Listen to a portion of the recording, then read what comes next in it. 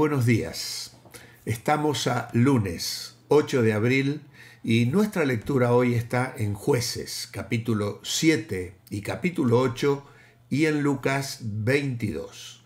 Meditaremos en el Evangelio de Lucas, capítulo 22, versículos 7 al 20.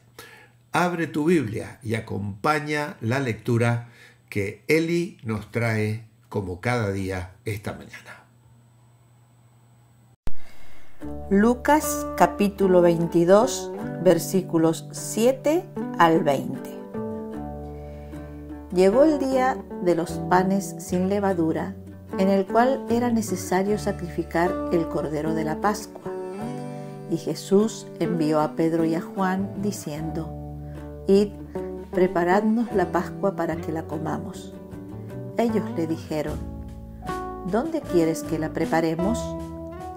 Él les dijo: He aquí, al entrar en la ciudad, os saldrá al encuentro un hombre que lleva un cántaro de agua. Seguidle hasta la casa donde entrare, y decid al padre de familia de esa casa: El maestro te dice, ¿dónde está el aposento donde he de comer la Pascua con mis discípulos? Entonces él os mostrará un gran aposento alto ya dispuesto. Preparad allí. Fueron pues y hallaron como les había dicho y prepararon la Pascua. Cuando era la hora, se sentó a la mesa y con él los apóstoles. Y les dijo: Cuánto he deseado comer con vosotros esta Pascua antes que padezca, porque os digo que no la comeré más hasta que se cumpla en el reino de Dios. Y habiendo tomado la copa, dio gracias y dijo: Tomad esto y repartidlo entre vosotros, porque os digo que no beberé más del fruto de la vid hasta que el reino de Dios venga. Y tomó el pan y dio gracias y lo partió y les dio diciendo: Este es mi cuerpo, que por vosotros es dado. Haced esto en memoria de mí. De igual manera, después que hubo cenado, tomó la copa diciendo: Esta copa es el nuevo pacto en mi sangre, que por vosotros se derrama. Muchas gracias, Eli. Estamos ante un pasaje de la Escritura que nos es muy cercano al corazón, en especial a los que estamos acostumbrados a celebrar la Cena del Señor todos los domingos. No todos lo celebran así. Algunos lo hacen una vez por mes, otros la celebran cada 3 meses, otros cada 6, y sé de algunos que solo celebran la mesa o la Cena del Señor una vez al año. Nosotros entendemos por Hechos 2:42, por ejemplo, que los apóstoles en aquellos primeros días de la iglesia perseveraban en el partimiento del pan, lo cual parece destacar una celebración continua. La mayoría sostiene que era el primer día de la semana, pero en realidad podemos intuir que también lo hacían en otros momentos cuando la iglesia se reunía. De todas maneras, la frecuencia en observar la Cena del Señor depende de cada iglesia local. Como he dicho ya, en nuestro caso es cada domingo, siendo parte de nuestra identidad como iglesia local, donde también resaltamos el sacerdocio de todos los creyentes.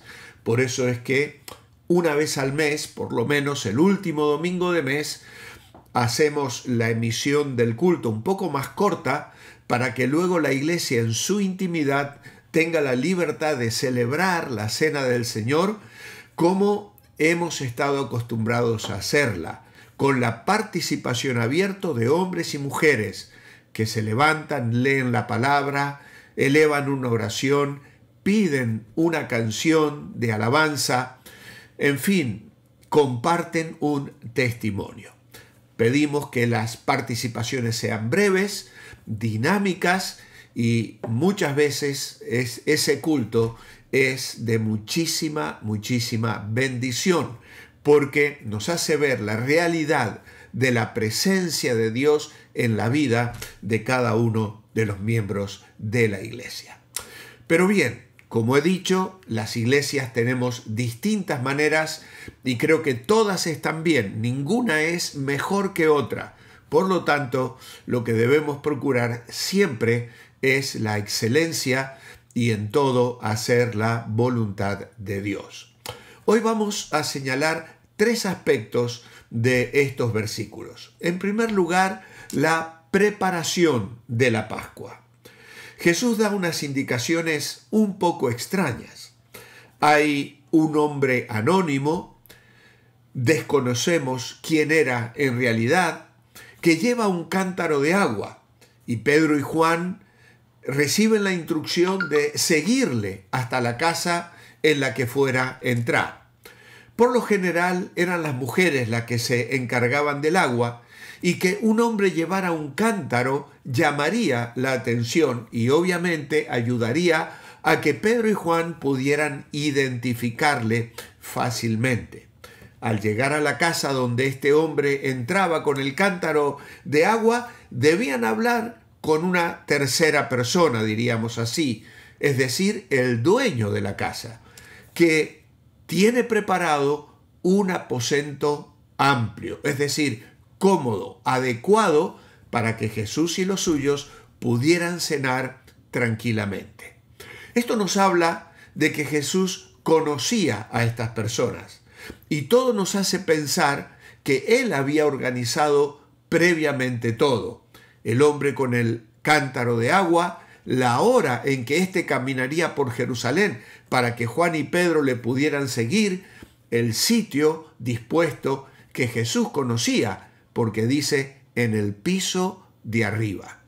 Entonces nos preguntamos, ¿por qué Jesús dispuso todo esto de una manera un tanto extraña? Bueno, una respuesta bastante lógica es que no quería que Judas tuviese esa información, porque tal vez se sentiría tentado a pasarla a los soldados del templo que estaban al servicio y a las órdenes de los sacerdotes que estaban buscando la oportunidad para arrestarle. El Señor no quería ser interrumpido.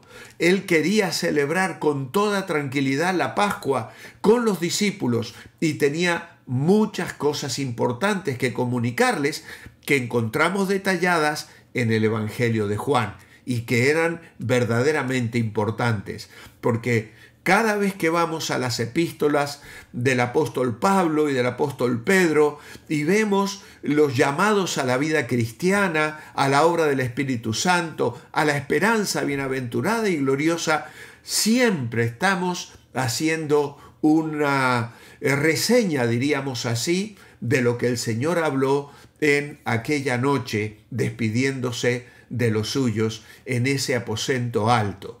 Momentos íntimos, momentos importantes, momentos maravillosos, los últimos momentos antes de que fuera arrestado unas horas más tarde en el huerto de Getsemaní.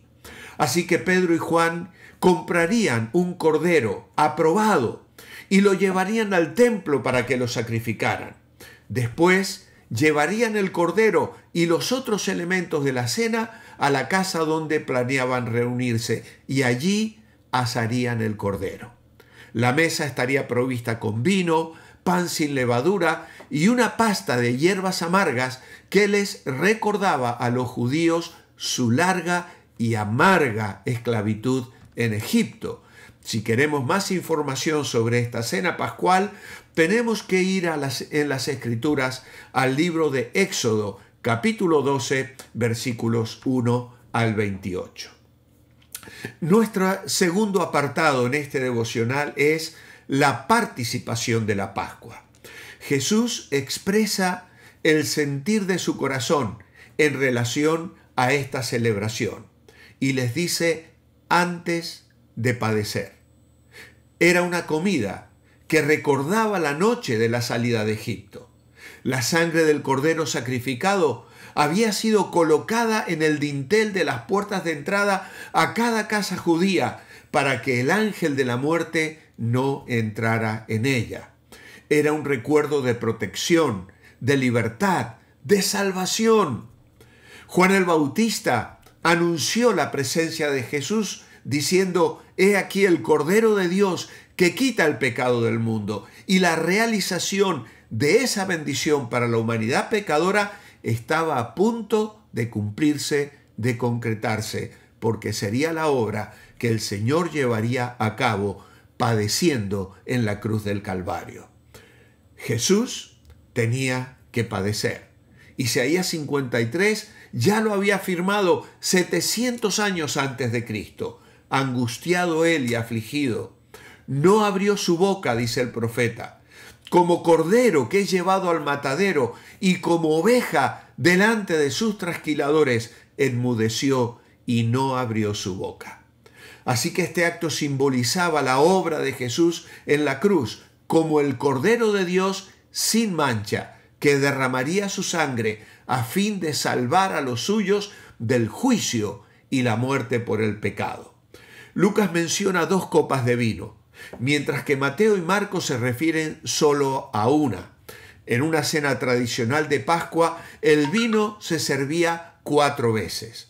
Cristo hizo alusión a su cuerpo y a su sangre cuando ofreció la 4ª y la última copa.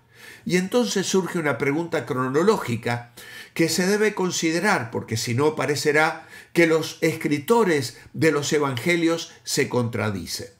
Según Juan 18:28, los dirigentes judíos todavía no habían comido la Pascua, y el día en que Jesús fue enjuiciado y condenado fue la preparación de la Pascua, capítulo 19 de Juan, verso 14.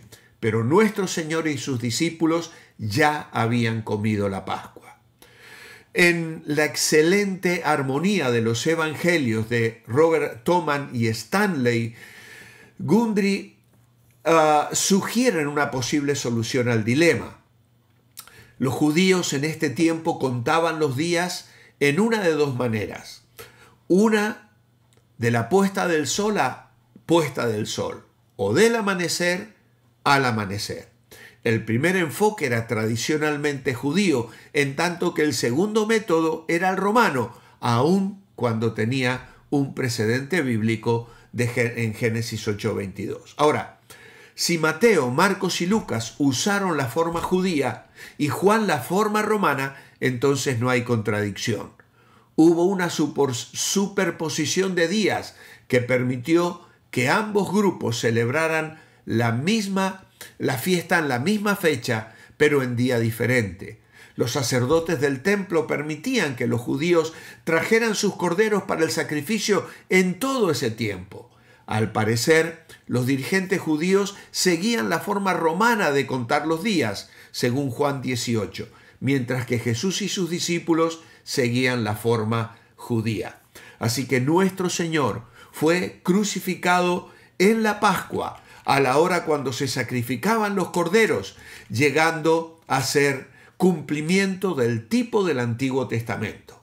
Así que ante la tristeza y la anticipación de la angustia del padecimiento que se avecinaba, Jesús les habla del momento en que volverá a beber de esa copa ya cumplida en el reino de Dios. Es una declaración de lo que celebraremos en el reino milenario, y esto nos habla de nuestro tercer apartado, la perspectiva de la Pascua. El mismo Señor Jesús da ese tercer cumplimiento de las Escrituras, es decir, se cumplen en Él. La cena de la Pascua era realmente sobre Jesús. El pan era un símbolo de su cuerpo partido por nosotros, la copa era un símbolo de su sangre derramada. La antigua Pascua en Egipto prefiguraba y simbolizaba la verdadera Pascua en Cristo. La sangre que marcaba los postes de la casa, que alejaba al ángel de la muerte, encuentra su significado último en la sangre derramada en la cruz, que aleja la ira de Dios contra los pecadores. El cordero inmolado en Egipto señalaba al Hijo de Dios, el verdadero Cordero de Dios. Por eso Juan proclamó: «He aquí el Cordero de Dios». Todos los demás corderos y sacrificios no eran más que anuncios, imágenes y símbolos del único y verdadero Cordero, clavado en la cruz, resucitado con poder y gloria. Y nosotros nos alegramos en él y proclamamos: Cristo, nuestro Cordero Pascual, ya ha sido sacrificado.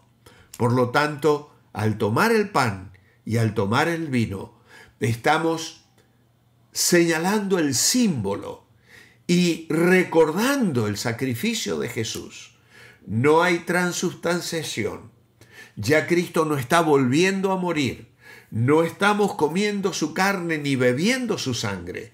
Estamos comiendo pan y bebiendo vino, el símbolo de aquel sacrificio, de aquel Cordero sacrificado para nuestra salvación. Padre, gracias por la cena del Señor. La celebramos con gozo, con adoración, con alabanza y con profunda gratitud. Recíbela, Señor, porque la ofrecemos hoy en el nombre de Jesús. Amén. Os espero mañana, martes. Manteneos bendecibles.